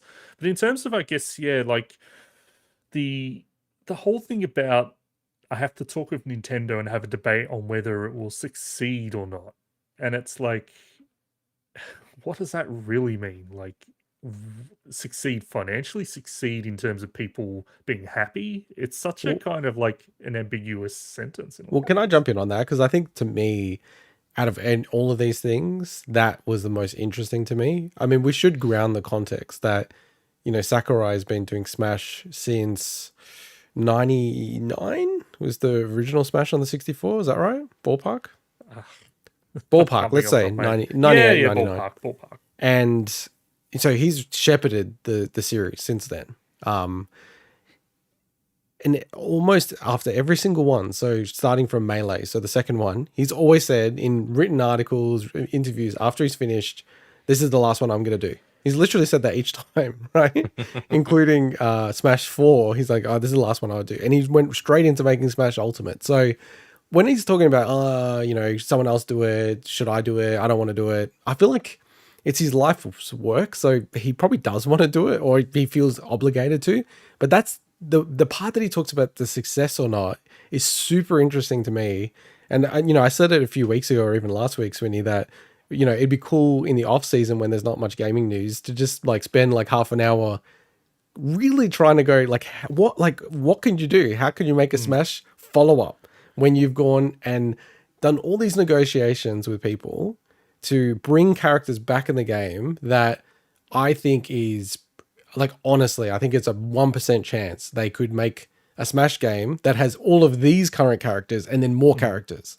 I honestly think it's a 1% chance. I'd pretty much eliminate it. It's not going to happen, right? Also, for a bit of context, just wanted to say, we talk about obligation, Sakurai. Like, for anyone who doesn't know, Sakurai does not work for Nintendo. Yeah. So it's not like he is told by them, well, you work for us, you have to make Smash. Like, he does have the choice to actually take on that project or not. Yeah, I just wanted to get that out there. Sorry. Yeah, no, that's true. And yeah, I use obligation more in the cultural kind of reference to obligation, which is much more prevalent in Japanese culture than it is. Like in the West, no one feels obligated to do anything. You know, they could lead something and then just give it up. I have a roof above my head, but yeah. No, but that's a requirement, right? Like, but I mean, like, yeah, you know, I know what you mean. feeling, yeah. So I think that's super interesting to me. This whole will it be successful or not? Because I look at it as like, they will need to fundamentally change this game, because if all they do is make another version and have like 60 fighters, I feel like inevitably people will go, oh, like this is just a worse version of Ultimate, right? I'm really adamant that what they would need to do is, the DLC characters, they put so much love into each of those characters. I feel like they almost need to start the roster again from Mario and like redo that character and then, Donkey Kong and progressively go through it. And that's the only way they could do it. And then have a game where it's more like 24 fighters. But, I know that people are going to go crazy about that if they do that. But I feel like that's the only pathway forward in my view. And also, I mean, Sakurai a few months ago was talking about, and he's discussed it before, but like actual possible retirement from game development, because it's not just Smash that he's worked on over the years. He worked on Kirby, he worked on Kid Icarus on the 3DS. Like he's been game developer for a long time. And although he doesn't look it, like at some point we all get closer to a retirement age. And especially with someone that seems like you've got a diehard work ethic like him. Do needs a break. Yeah, definitely. So look, as the most diehard Smash fan and probably the most experienced out of all three of us. By the way, that's a joke, everyone. I played by far the least. In fact, I don't really play it at all. But I would imagine it seems like such a polished game, and it's now had so many characters added to it, and it's so refined as a game that the only way I would personally see a path forward is if you wait quite a period of time till you release something new. When either you people don't really play it on the platform, or there's 2 more generations of new platforms that have come out, where it makes sense to do a new game. Whereas right now on the current generation stuff, I just don't see why you would. It's such a perfect game in many ways, if you could put it that way, that it doesn't make sense to have a follow-up to it. Yeah, look, honestly, it also really depends on Nintendo's hardware strategy in the future, because I could definitely see a 4K version of Smash being a good selling point, but then again, it's like, where do you go from a smorgasbord like this? Yeah, but and I don't think upscale the current edition to that. I don't think they would care about the 4K element to it in terms of, we're not going to cover it as a story, but a part of the Nintendo financials was that they were already, planning the new hardware. And 100% there'll be a Smash on the new hardware. It's like Mario Kart. It's like a Mario game. It's like a Zelda game. Like they sell so many copies, and like Animal Crossing now as well. They sell so many copies. They'll do 1 per generation. There's no chance in my mind they'll make another Smash game. But, I think even inevitably it's going to be compared. And if the next console that Nintendo makes is a Wii U situation, or even a Wii original situation where you could play the previous generation, I feel like they're still going to have the comparison, which is like, well, Smash Ultimate is playable on the next, whatever it's going to be called, Nintendo console, and it's better than this new one that's coming out. I mean, the one thing I will say, Mike, and it's like, I know it's not like a casual gamers, I don't care at all, but I feel like from a community and support and just, hype, if they actually cared about like the net code and all this other kind of stuff and, put rollback and all, like they really paid attention to that stuff in the next Smash Brothers, I feel like they would just get so much love from the community, and it would build its own hype, even if it was a much reduced roster. Like that's what I would do strategically if I was inside of Nintendo. Yeah, it's like they simultaneously made what I think is the best Smash game, but also kind of shot themselves in the foot by the whole everyone is here, because each Smash game before, like each sequel before they accept Melee, I think, kind of also kind of removed characters. So it's like you had a pattern there, and then suddenly everyone is here. So anything that comes next will just be like immediately, well, they included everyone last time, So it's such a tough. Like I wouldn't want to be in the position of the person to kind of make the decision about what the plan is for next Smash. Like that would be such a hard task ahead of you. Absolutely. Plus, you know what else is hard? Trying to compete against bloody Cat Dog in the Nickelodeon game. they've set the new bar really, really high. So wait till the WB game comes out when you're fighting Batman versus Rick and Morty. But last thing I wanted to mention, Swinny, and then I'll throw to you for closing thoughts or comments or whatever, was, just on that, comparing the rosters. Like I feel like it's pretty much certain to me, at least, Sora will not be in the next game, right? Like it was so hard to get Sora. The backstory is literally someone at Nintendo was in the same elevator as someone from Disney, and they were chatting about like the gaming industry and things like that, and that's how they got that connection. Like it's mind-boggling. Like that it's almost like a luck that they got it on board, and there were so many guidelines and regulations. They couldn't show like Goofy or Donald Duck or all these kind of things. It was like very strict about what they could show and not show. I just feel like I couldn't imagine a world where Disney would say, yeah, Sora can be in the next game as well. And then maybe not even Banjo, you know? So they're the top two most popular fan voted sort of characters. So yeah, it's, I think you're right, man. I think they've almost created a Pokemon dynamic with it where people are like, well, the Pokedex, the National Dex, you know, you can bring every, you know, any of my Pokemon through, every Pokemon's available. And then obviously with Sword and Shield, they said they're not doing that. And people went apeshit about it. And it's still sold really well. So, and I think that's the thing, you're right, Suni. The game's going to sell insane on the next console when they release it. It's not going to be a bad seller, but I think it's more, yeah, how do they actually top it? But did you want to add anything else to this, Suni? Look, there's a whole bunch of cool little insights that we'll list in the description. I'll call a couple out that was part of this column. Now, Sakurai's been writing this bi-monthly column for Famitsu for like 20 years or something, and this apparently was the last month. He was actually on the cover, so that's pretty cool. But some of the other cool stuff that came out, so yeah, you mentioned Banjo-Kazooie was actually followed Sora in the Smash Ballot popularity, which is kind of crazy to me. Like I would have actually expected, or maybe, you know, I'm just trying to think the timeline of that stuff. It just seems Banjo was well wanted, but it's like, but anyway, it is what it is. They mentioned a lot about the issues, the technical things they had to consider with both adding Joker in because of the multiple animations, and also Pyra and Mithra because there's two characters that swap back and forth. And they almost like were going through these different, he was considering these different options. And if they couldn't get Pyra and Mithra, that are dual characters and switch between each other, you know, he probably would have gone with Pyra instead, which is pretty funny to me. But, and like talking a lot about those technical development things. So it's really, really cool. But one of the coolest things from my favorite thing out of these talking points is when he talks about balancing the fighters, because that is one of the, like, there's so many characters in this game, and the types, they're all wildly different, probably wildly different that aren't clones of Marth. And basically he talked about when balancing fighters that he preferred to not to eliminate the strong points, to like debuff character, well, to not like get rid of what makes them cool and strong, but to add other weaknesses to balance them out. That's cool.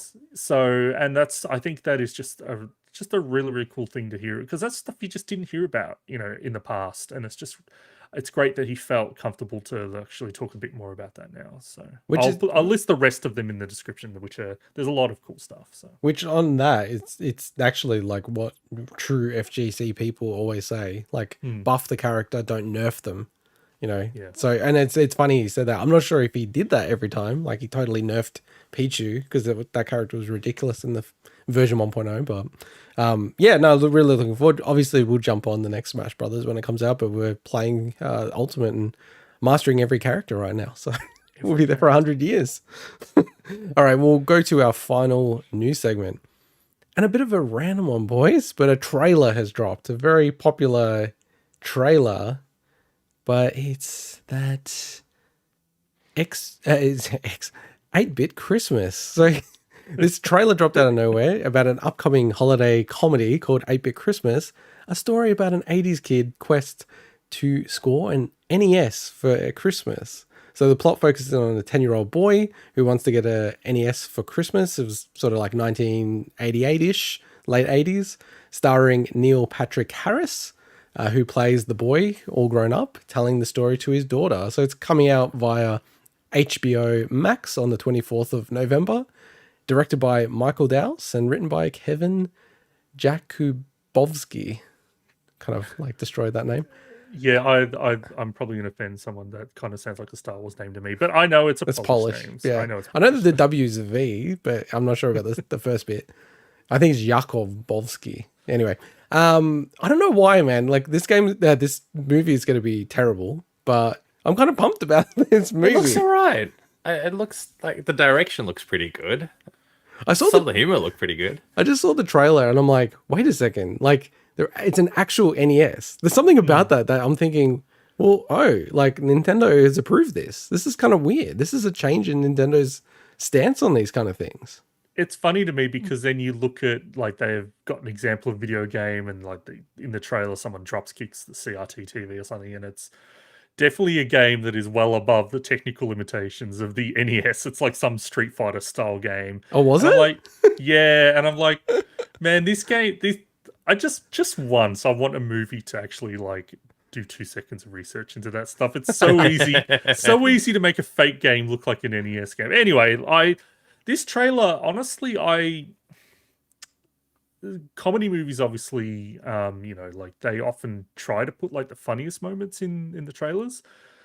I don't know, felt a bit flat for me. I'm still no, just in terms of like I was expecting the trailer to be a bit more interesting. I don't know if it's obviously not targeted specifically at me, it's targeted at kids, but it's like, I don't know. I'll still probably give it a shot because hey, it's a story that speaks to our childhoods. And yeah, but I try to normally when we've talked about movies in the past, I like put in brackets like, oh, directed by this person for this movie and written by this, and I just couldn't find anything that I wanted to put in to shout out that these people have made, honestly. So like, I don't know. I think it's on HBO Max, so it's not in the cinemas in America. Who knows here? But I don't even know how we watch it in Australia. Hopefully it's on Amazon Prime or something. I like Neil Patrick Harris. I like him. I think he'll probably do well in it. I hope it's great. I think you've analyzed it correctly though, that the actor means nothing, like zero, right? It's all the writer and director, and if they've got a good history as combo together, sweet. But the actors, who cares almost, right? And I do like him as well. I don't think he's bad, but yeah, it's funny looking at what these guys have written. Like, look, the movie's going to be terrible. It's got to be, right? Because the trailer only came out, and it's coming out in 2 weeks. And that's not a good sign. That's a terrible, terrible sign.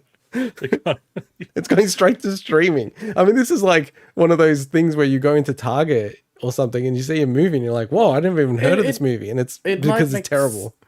Well, it kind of, in 2021, it probably makes sense, especially around that season and what's happening with the pandemic. Releasing stuff at cinemas, I don't know if it's worth it anymore. No, the cinemas are pumping again, dude. In fairness, not to the extent that it needs to be profitable, I reckon. In fairness, the closest approximation to this movie is The Wizard, right? Yeah, but this is what I wanted to bring up. Is this the first time that the NES has been featured in a movie since The Wizard? Maybe. I reckon it might be. I think for a lot of people, obviously there's nostalgia there. The Wizard wasn't a very good film either. No. It had funny moments, but everyone just liked it because it showed off Mario 3, right? Hey, it was very accurate. They used the Power Glove to play Mario 3. Yeah. Come on. And I like that they've got a kid with the Power Glove in this that's like the king of the town because he's got an NES. I like that kind of stuff. But it's probably going to end up being a better film, but just probably less memorable than The Wizard because The Wizard had that Mario 3 thing, So. Yeah. Now, like the last thing, because you know how I've got this probably infamous tier list that I'm thinking about pulling together, watching every single shitty video game movie adaptation. I feel like this doesn't count. This is...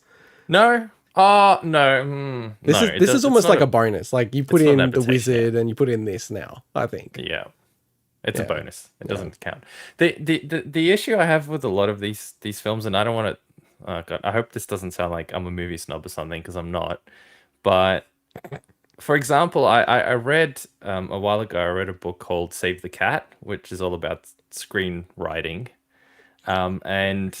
that's the name of the book. It's called Save the Cat. No. I was just waiting. I was actually expecting you to go off on a tangent. And you're like, it's about screenwriting. I'm it's about screenwriting.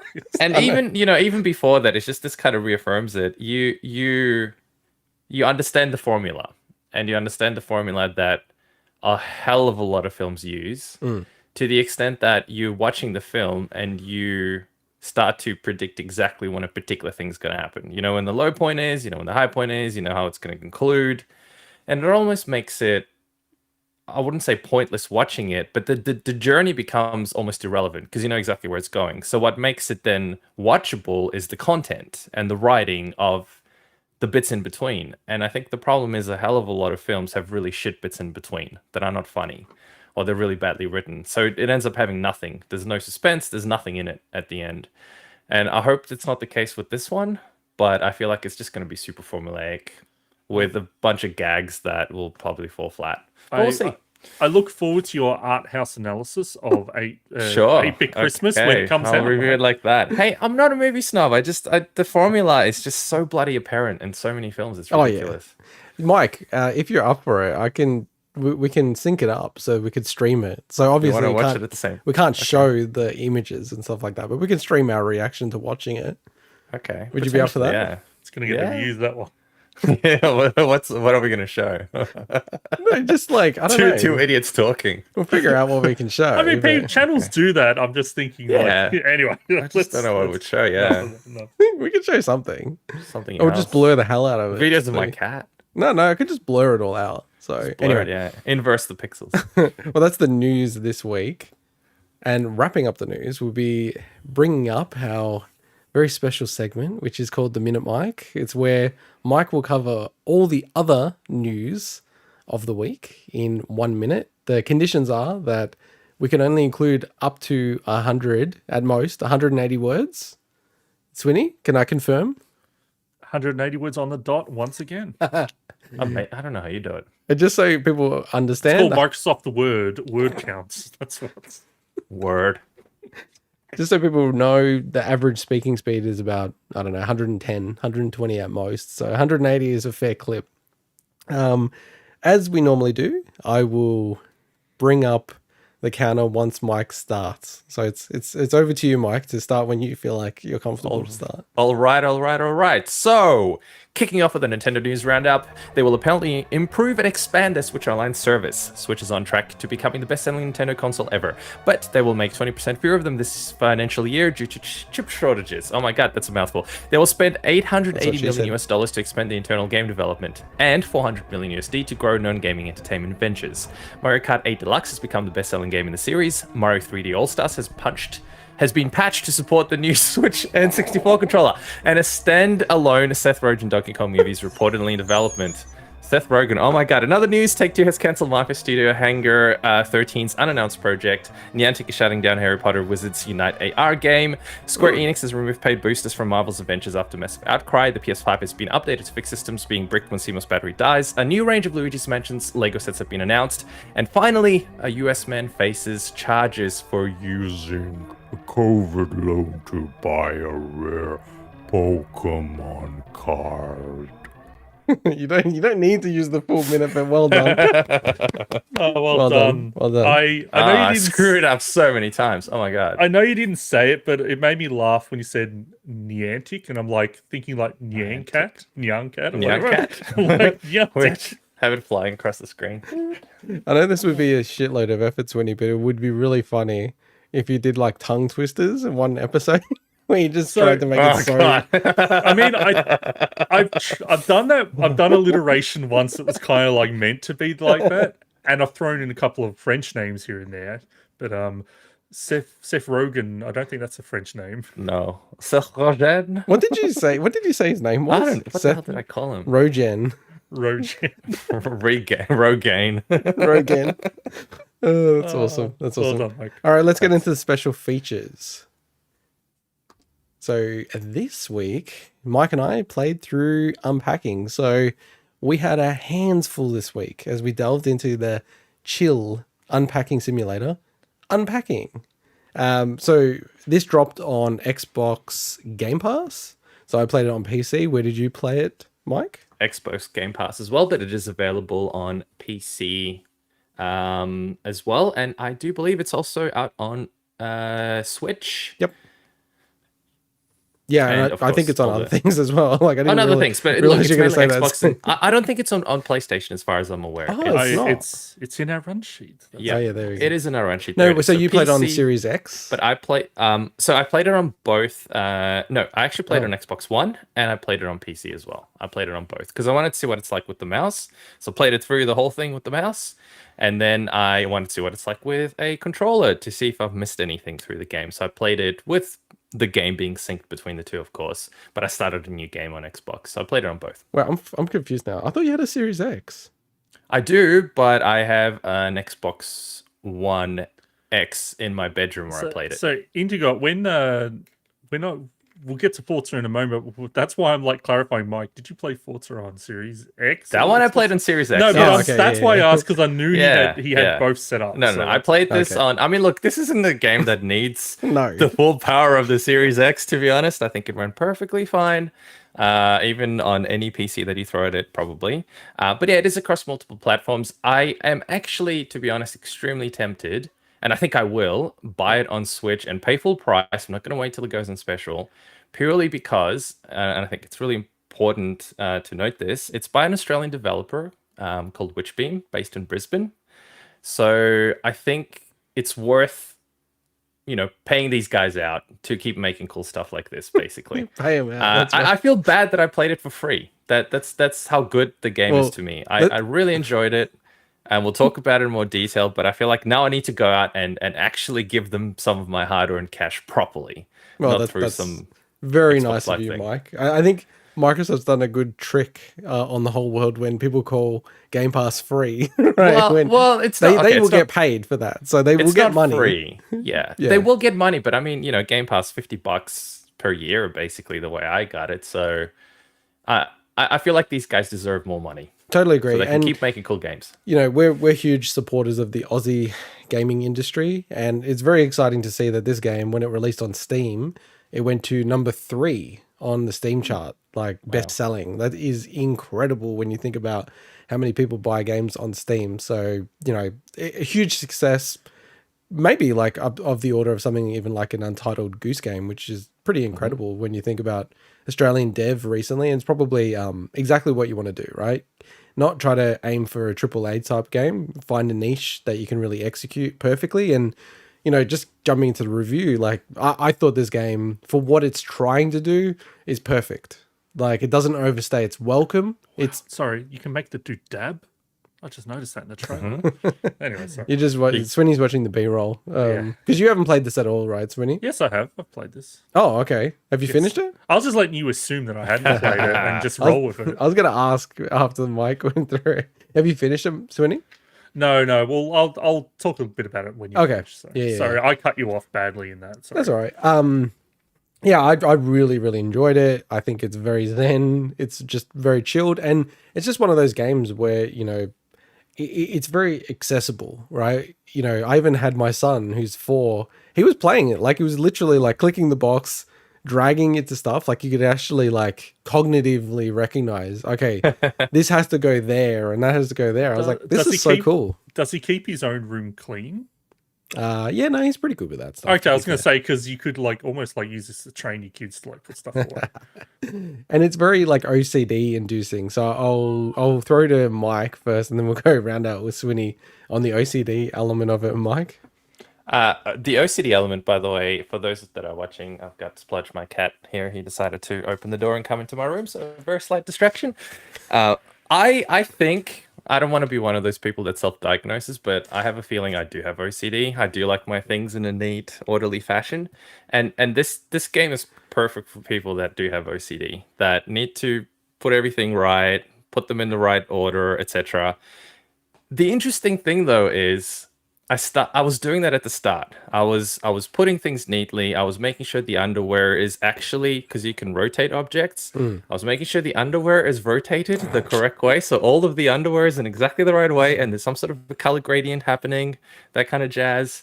But I found after sort of halfway through the game, I'm like, you know what? I'm just going to shove them in there, whatever, they'll do the trick. it's like real life.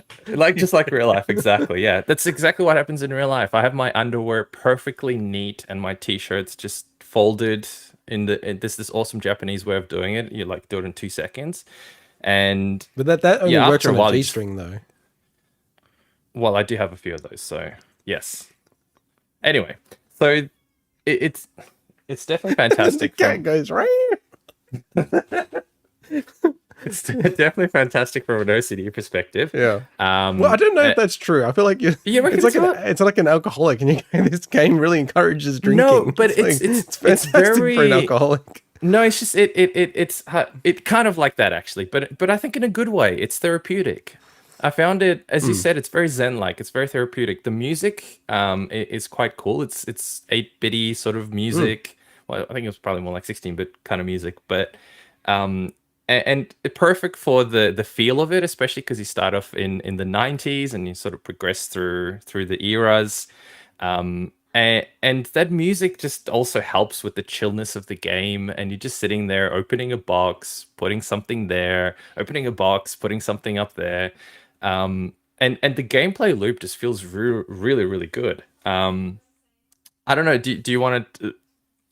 No spoilers, of course, but do you want to quickly talk about the story element? Well, probably not, right? Because I don't want to spoil it for No, no, people. without Because without spoiling it. So the only thing I'd say, because again, I don't want to I'm like, spoil nah, no, and then it anything about. proceeds No, no, to. I think it's worth noting the fact that the game doesn't tell a story in a conventional way, and I think this is really cool about it.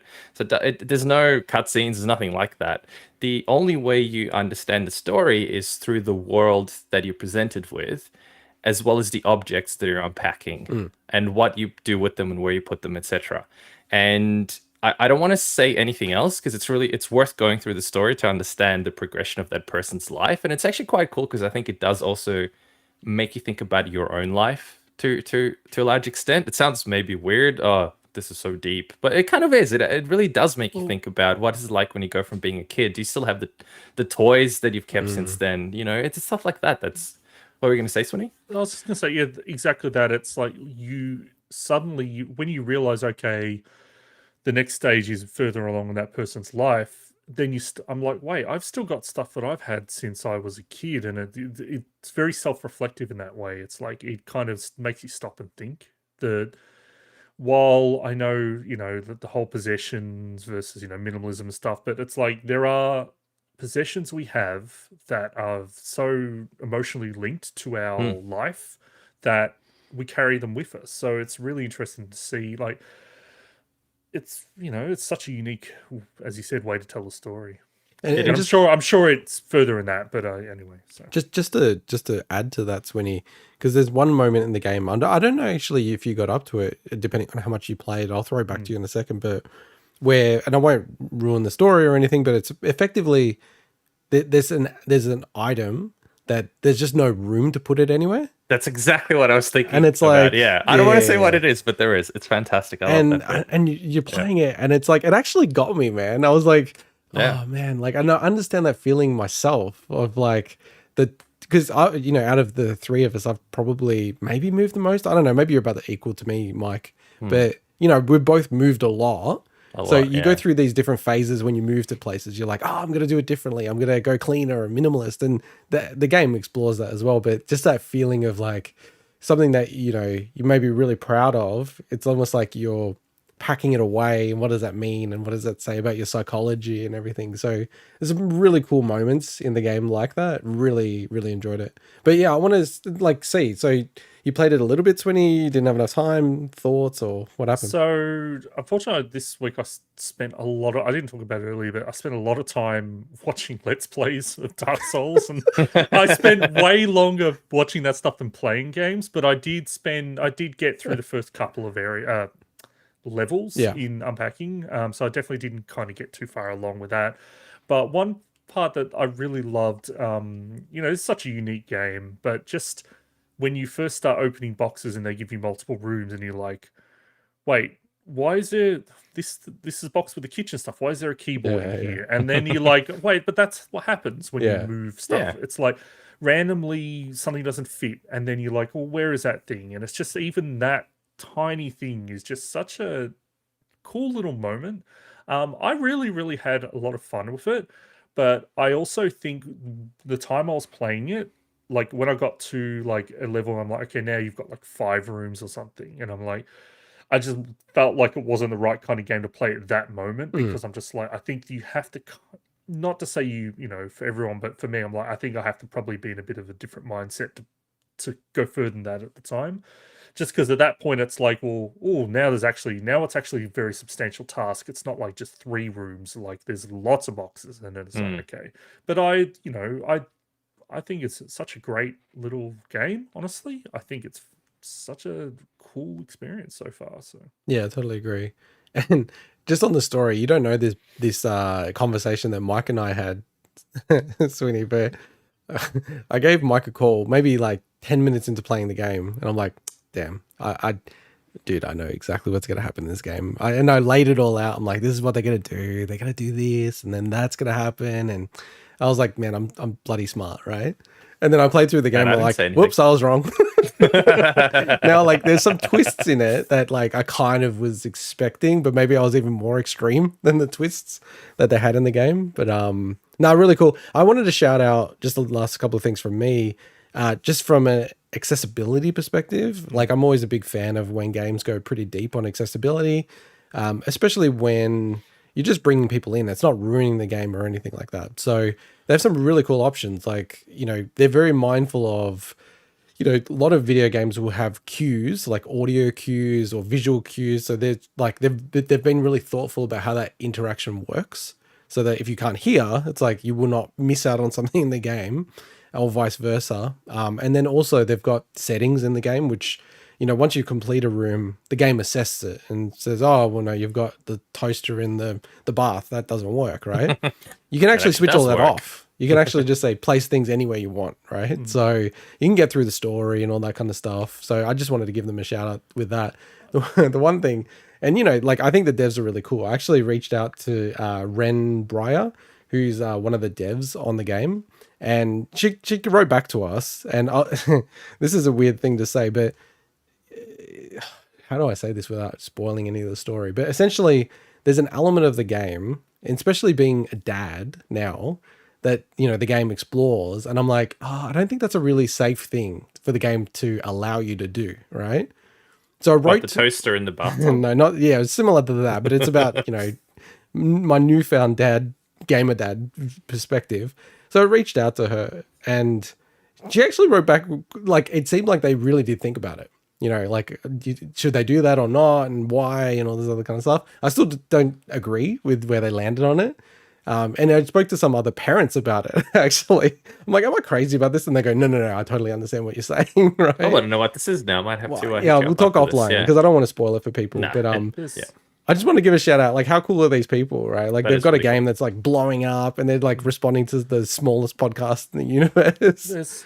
There's just one last thing I wanted to mention, and it's kind of linked to accessibility as well, is that I think this would be a fantastic game for people that are neurodivergent, that have like that really, I guess, appreciate routine and have, you know, compulsive behavior we mentioned before, just because the nature of picking stuff up and putting it away. Like I have family members that work in that field, and that is very much something I think that, you know, I'm actually going to tell them and say, hey, if they are, you know, they like video games, there's this game that has a lot of accessibility options, but has that routine, has that feeling of, okay, I'm putting stuff somewhere. So I think it's potentially a really great game for people like that. Yeah, awesome. Yeah, a huge recommendation from all of us, I think. Really big, yeah. Very short experience, so it's not, you know, something scary in terms of jumping in. And I think it's, you know, obviously a studio will be looking out for. It'd be interesting even if they tried to do DLC for the game as well. Well, I was actually thinking, because to me, one of the only real disappointing thing about the game, honestly, is it felt short. But I'm with you. I don't want things to keep dragging on. But for this, I actually genuinely felt I just wanted more. I wanted more. I wanted more things. I wanted more of the story. I wanted to, you know, kind of. I'm not. Again, I don't want to say where the story ends or anything like that. It's not like there's a big plot twist. But I'm like, I want to see more and more and more. and I think I can see how they could expand it to actually go through the entire life of that person, if that makes sense. Yeah, I could totally see it. And I'm hoping that they do, because that's probably my only real gripe with the game. It felt a little short. And that also maybe goes to, extends to the fact that there's these stickers you can collect. And look, we've spoiled the entire toaster in the bathtub thing. But basically, if you do certain things with certain objects, you get stickers that come up. And the one that we've just spoiled is if you take the toaster in any of the games where there's a toaster available, it's a bathtub, you put it in there. It was in the footage that was showing. Yeah, it was in the footage as well, so it's not spoiling too much. But they're kind of achievements within the game itself. So I 100% at the game, and honestly, what felt like 2 hours or something. It felt extremely short in that sense, and I was just craving more for once. Normally, I'm like, oh my god, this game is dragging on, but this time I just wanted more. You could always Pack all your stuff up in a box I and could then put always it do all that, back yeah. again. Which is what I did because my parents are moving, so I went and helped them pack. And by the way, this is freaking horrible, and it's on the topic. I realize what a shit son I am because I think I have about 30 or 40 big storage boxes at their place, like Whoa. proper, 60, 70 liter boxes. Yeah, full of How many? my shit. I reckon there's got to be. I'll count them next time, but there's got to be at least 30. That's a lot, dude. Oh, it's insane. It's You all got to it's stuff move on, like man. books.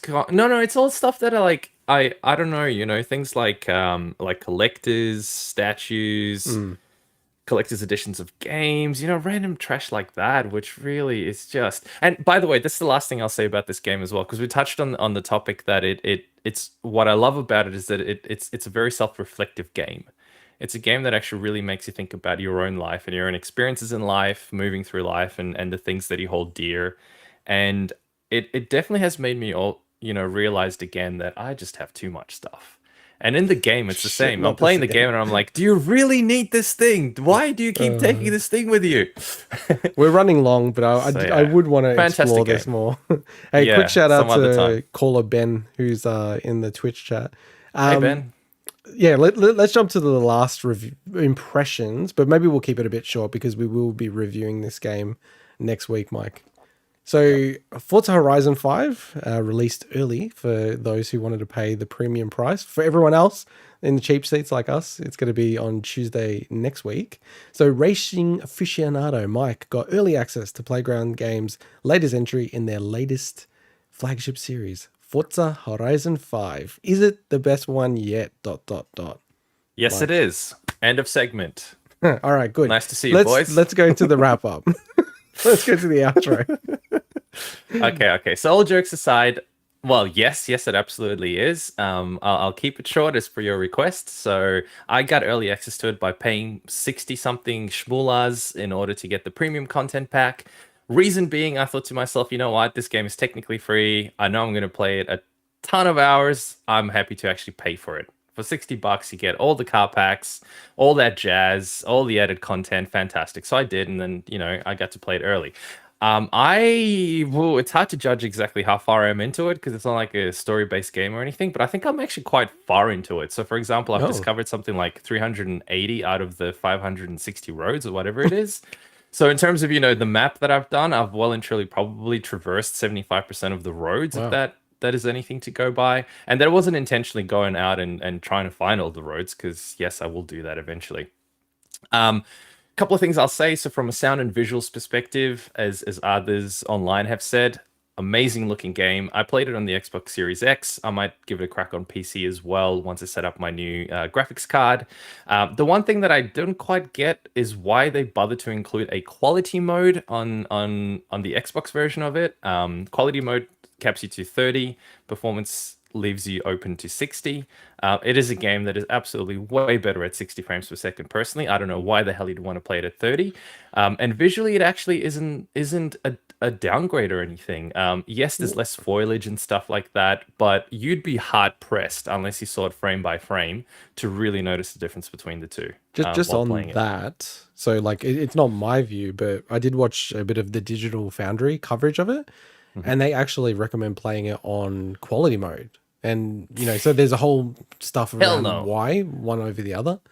I would never. I've tried both. Okay. I actually tried both, and I actually tried quality first because I know how jarring it is to go from 60 back to 30. And I thought it's more cinematic. Oh yeah, very funny. If it was a 24, then maybe. So I completely fundamentally disagree with that. Okay. I mean, look, each to their own. Try it in both. It's just personally the downgrade is seriously. I watch side by side stuff of the two. There's some really good YouTube clips that show it side by side, and yes, you can tell the difference, but it's so minute in so many ways that it's not worth degrading your racing experience going at 30. To be fair, they weren't like super adamant either way on it. Yeah. So it's not like they were, they were basically saying that the game still obviously looks great in the performance mode, but it's obviously when we're talking about those, like, I forget what they talk about, but that special like texturing thing they're doing, like the procedural texturing or whatever. And like ray There's tracing just and stuff. no, so ray trace, photogrammetry. yeah, photogram. Like basically, there's more layers of that in the quality yeah. mode. But ray tracing, I believe, is only in photo mode and in the showcase area. There's no ray tracing in the main. Yeah. game, Yeah, that's right. so- But here's my issue. Yes, of course, visually it's gonna look better, but you don't stop. It's a racing game. It's not a game where it's all about looking at every single tiny detail. Everything zooms past you. It's so freaking fast that you can't see those details anyway. To the extent that if you want to take photos and you want to, take in the sights and sounds, you can switch it to that just to go exploring briefly and look at the quality of the stuff. But playing the game, I can't possibly see why anyone would want to play it at 30 over 60. It's just not. It's almost like, why did they even have the option there for that kind of stuff? They should have kept it just for photos. You should check that video out then. Yeah. Will do. And I love those guys, by the way. I think they do amazing stuff. So I'm not dissing their thoughts on it. Well, so like Swinny, you're playing it next week, yeah? I'll give it a shot. Yeah. The thing for me though is that I still really wanted to delve further into number 4, and that's still a great looking game. Obviously not on this level, but I will for the show. But I probably won't put a lot of time into it because I still feel like I was only a couple of hours in number 4, and I've got an English background, so it's like that's why I really want to play through that one properly because it's set in England, So Look, honestly, from an overall experience perspective, it refines everything. But to me personally, I don't find it adds anything that much new, if that makes sense, to make number 4 inferior in many ways. It's not. I could go back to number 4, and other than graphically, it's not going to be quite as great. It's got all of the stuff that I want out of it. So you'll enjoy 4, maybe even more than 5, to be honest, just because of the setting that you have more affinity towards. We'll cover it next week. Like we'll have a go. I'm similar boat to you, Swinny. I probably won't put massive hours in. Of starting a new role as well next week. So, but yeah, I definitely want to check it out. And I haven't actually played any of the Forza Horizon games, so it'll be my first. So it'll be interesting to see how I take it.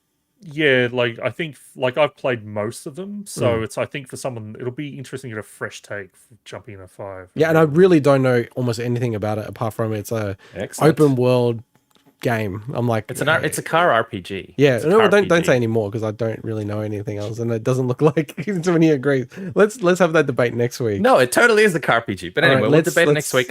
I will wrap it up. I'll save everything. I think. Unless you guys want more first-hand impressions, till we all talk about it properly, because there's quite a few thoughts that I have on the game, both good and bad. Yeah, I think let's save it for next week when we'll do a full-on review of it. So that wraps it up for this week's show. Next week we will have those extended thoughts on Forza Horizon 5, and also I'll be picking up the Legend of Zelda Game & Watch handheld. Swinny, you didn't pre-order or order that, did you? No, you've already been burnt once. No alarm. It didn't have an alarm. The Playdate doesn't have an alarm either, so you can't order that either. If they do a Donkey Kong one, I'll buy it. I wonder if I pre-ordered that though. Sometimes I forget what I pre-ordered.